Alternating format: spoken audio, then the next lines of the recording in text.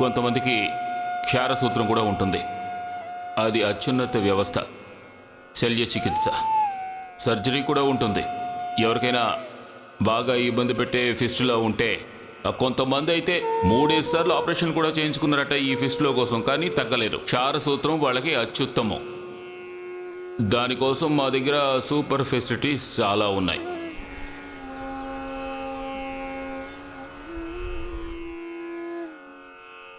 ఎవరైతే ఈ ఆసనం చేయగలరో వాళ్ళు చేయండి. ఇప్పుడు 2-3 పెద్ద పెద్ద విషయాలు చెప్పి, ఇక్కడ ఈ యోగా గ్రామంలో కూడా ఈ ల్యాండ్, ఈ ఇన్ఫ్రాస్ట్రక్చర్, వీటి డెవలప్మెంట్స్ కోసం కూడా మేము 100 కోట్ల రూపాయల వరకు ఖర్చు పెట్టాం. ఎంత? 100 కోట్ల ల్యాండ్, ఇన్ఫ్రాస్ట్రక్చర్, అలాగే అన్ని రకాల ఫెసిలిటీస్, వీటికి 100 కోట్ల రూపాయలు ఖర్చు పెట్టాం. ఇప్పుడు 100 కోట్లకి ప్రతి నెల ఎన్నిసార్లు అభ్యాసం చేయాలి?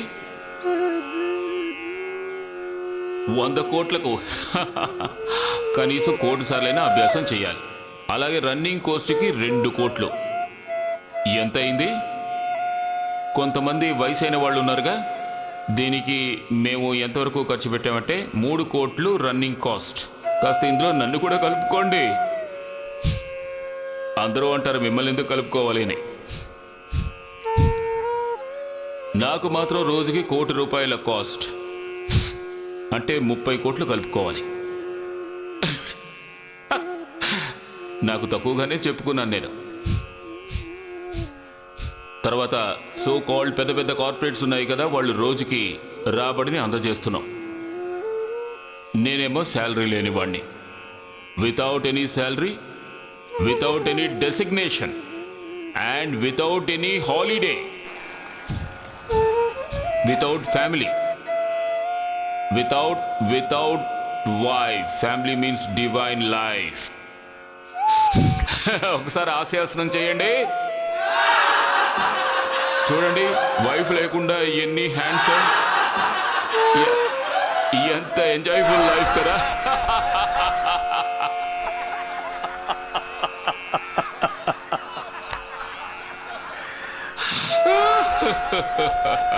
కొంతమందికి ఏమీ తెలీదు, ఉన్నట్టుండి బాబాజీ నవ్వించారనుకుంటున్నారు.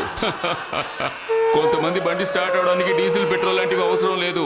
ఇలా కాస్త నవ్విస్తేనే సరిపోతుంది. కానివ్వండి.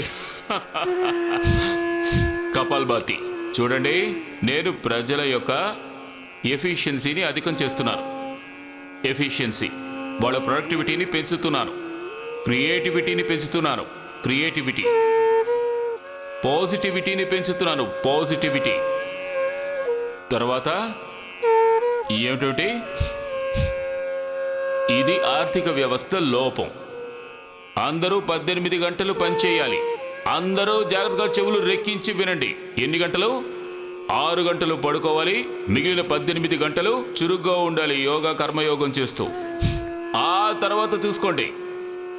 ప్రజలు అడుగుతున్నారు భారతదేశం విశ్వగురు జగద్గురు ఎప్పుడు అవుతుంది అని. రాబోయే, ఇప్పుడు ఏ సంవత్సరం జరుగుతోంది? 2021. రాబోయే 2040-50 లోపు ఈ భారతదేశం ప్రపంచంలో కల అత్యంత ఆర్థిక, రాజ్యాంగ, ధార్మిక, ఆధ్యాత్మిక, సర్వశక్తివంతమైన దేశం అయిపోతుంది. అనుమానం లేదు. వీరంలో కూడా, శౌర్యంలో కూడా, అలాగే పరాక్రమంలో కూడా, ఆధ్యాత్మికంలో కూడా, సాఫ్ట్ పవర్, అలాగే స్పిరిచువల్ పవర్, మిగిలిన ఎకనామిక్ పవర్. అవును, మనం ఎందుకు సాధించలేం? అన్ని వర్గాల ప్రజల్ని ఉత్సాహపరుద్దాం. నిద్రపోకూడదు, నిద్రపోనివ్వకూడదు. తెల్లవారుజామునే నేను పాట పాడతాను. లేవాలి భారతం, సోమరితనాన్ని వదిలిపెట్టాలి భారతం అని. కానివ్వండి, అందరూ చేయండి. కపాల్భాతి, అనులోమ్ విలోమ్ చేయండి. మార్చి మార్చి చేస్తూ ఉండండి. కపాలభాతి, అనులోమ్ విలోమ్ అందరూ చేయండి.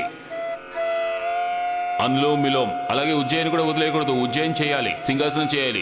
ఉజ్జయిని మీరు పూర్తిగా చేయడం లేదు. బీపీ, షుగర్, థైరాయిడ్ టాబ్లెట్స్ ఆపించాను మీ చేత. పెయిన్ కిల్లర్స్ కూడా ఆపించేశాను. ఉజ్జయిని ప్రయత్నించండి.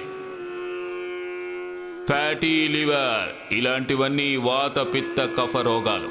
తర్వాత రకరకాల life style disease, genetic disease, chronic disease. నేను ఒక సిస్టర్ వచ్చారు. ఆవిడ బాబాజీ, ఆవిడ కుంటుకుంటూ వచ్చారు. నాకు నా చేతులు మాత్రమే మిగిలాయి అన్నారు. ఎన్ని రోజులైందంటే 15 రోజులైందని చెప్పారు. అయితే అన్నిటిని ఇక్కడే వదిలేసిపోవాలని నేను ఆవిడికి చెప్పాను. నేను చెప్పింది మాత్రం ఇంట్లో ఫాలో అవ్వండి చెప్పాను. ఇంకొకరు కూడా రావాలి కదా. మీరేమీ చేయకుండా ఇలాగే కూర్చుంటే మిగతా వారు ఎలా వస్తారు? ప్రజలకు ఇక్కడ పరిష్కారం లభించిందంటే వాళ్లే చెప్తారు ఒక్కొక్క రోజు ఒక్కొక్కటి సరిపోయింది అని. ఈ కాళ్ళు, చేతులు, వేళ్ళు, మోకాళ్ళు, ఆ తర్వాత నడుం, కడుపు అన్నీ సరిపోయాయని చెప్తారు. ఇక్కడే కొంచెం ఇబ్బందిగా ఉంది అంటారు. అంతే, నొప్పి పోయింది అంటారు. ప్రభుత్వ సహాయం పొందకుండా ప్రపంచంలో చాలా గొప్ప పని చేశారు. దీనికి కూడా మనం ఖచ్చితంగా పతాంజలినే అభినందించాలి. ప్రభుత్వం నుండి ఎటువంటి సహాయం పొందకుండా ప్రభుత్వం చేయాల్సిన పని చేశాం. ఏమిటది? ప్రభుత్వపు పని. నిరుత్సాహంగా కాదు, ఉత్సాహంగా. ఉత్సాహంగా చేయాలి కదా. ప్రభుత్వపు పని చేశాం. మరి ఇది ఎలా సాధ్యమైంది? నేను నిజం చెప్తున్నాను, నా దగ్గర 1 కోటి కూడా లేదు. ఒక్క పైసా కూడా లేదు. నేను హరిద్వార్కి వచ్చేటప్పటికి ప్రతిదీ సర్వస్వం త్యాగం చేసి వచ్చాను. మీరంతా నన్ను సమర్థవంతుడిని చేశారు. మీ అందరికీ అభినందనలు. ఇప్పుడు కూడా ఇక్కడికి మీలాంటి వాళ్ళు ఎంతోమంది వస్తున్నారు. వాళ్ళు చేసే సహాయం వల్లే ఇవన్నీ సాగుతున్నాయి. ఇక్కడున్న ఈ పిల్లలకి టైప్ 1 డయాబెటీస్, జెనెటిక్ డిజీజ్, ఇలా ఏవేవో ఉన్నాయి, రకరకాల లైఫ్ స్టైల్ డిజీజ్. ఈ దేశాన్ని రోగముక్తం గావించాలి. ఏం చేయాలి చెప్పండి? రోగముక్తం, నషాముక్తం, దుఃఖం, దారిద్ర్యముక్తం గావించాలి. ఇప్పుడు ఉజ్జయి ఎన్నిసార్లు చేయాలి? ఒకసారి సింహాసనం చెయ్యండి.